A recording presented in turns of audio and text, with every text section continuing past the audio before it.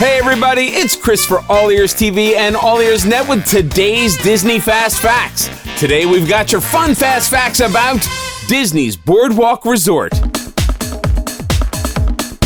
I grew up just outside of Philly, and that means we didn't go to the beach. It means we went down the shore. That's what we called going to the South Jersey beaches. Cape May, Wildwood, Avalon, Sea Isle City, Ocean City, and of course up to Atlantic City. And while Atlantic City is thought to be the East Coast's smaller, less awesome version of Las Vegas, Atlantic City was also the home to the original boardwalk. Back in the 19th century, some very smart city planners understood the appeal of the water and embarked on a new, innovative strategy to generate tourism. One of the hardest issues with having a business on the beach is dealing with sand. So much sand, and it gets everywhere.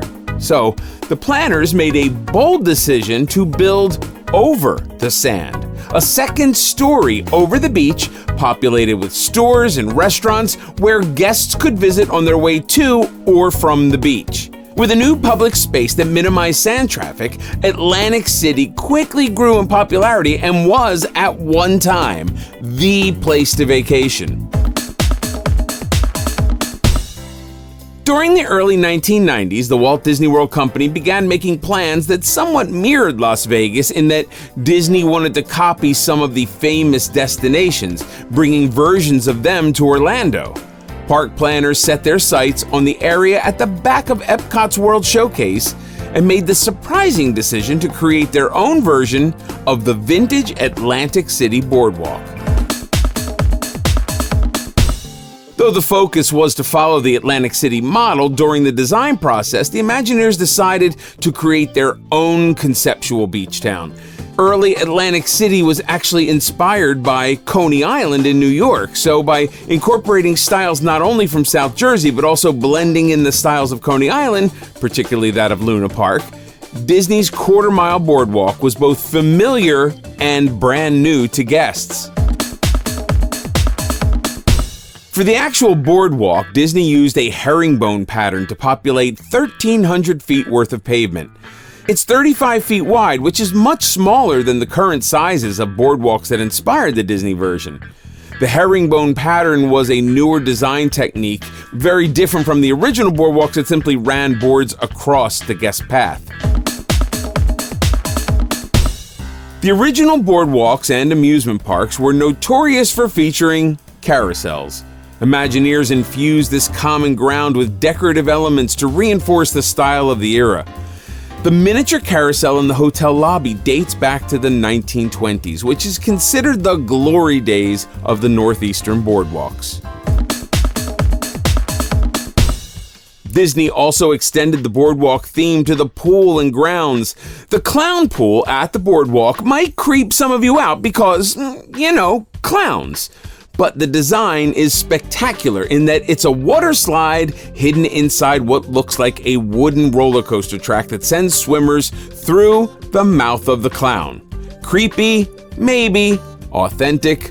Oh yes. Like many Disney designs, key elements that are so important to creating a sense of immersion often go unnoticed. In the case of Disney's Boardwalk, it's a combination of the kinds of restaurants and vendors, along with the midway games and random entertainers called the Boardwalk Buskers, that features everything from jugglers to magicians to musicians. But perhaps it's the presence of the Surrey bike riders that takes us back to the turn of the last century. Something about that fringe, I guess. Be sure to stop in the lobby to check out the model of Lucy the elephant.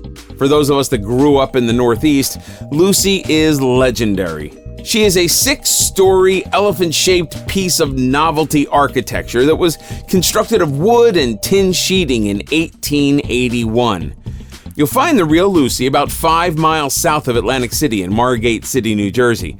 She was a landmark built to promote real estate sales and attract tourists. Through the first half of the 20th century, Lucy served as a restaurant, a business office, a cottage, and even a tavern, which disappeared at the beginning of Prohibition. Today, Lucy is the oldest surviving roadside tourist attraction in America. On February 27th, 2020, Lucy became the first and only National Historic Landmark allowing overnight stays.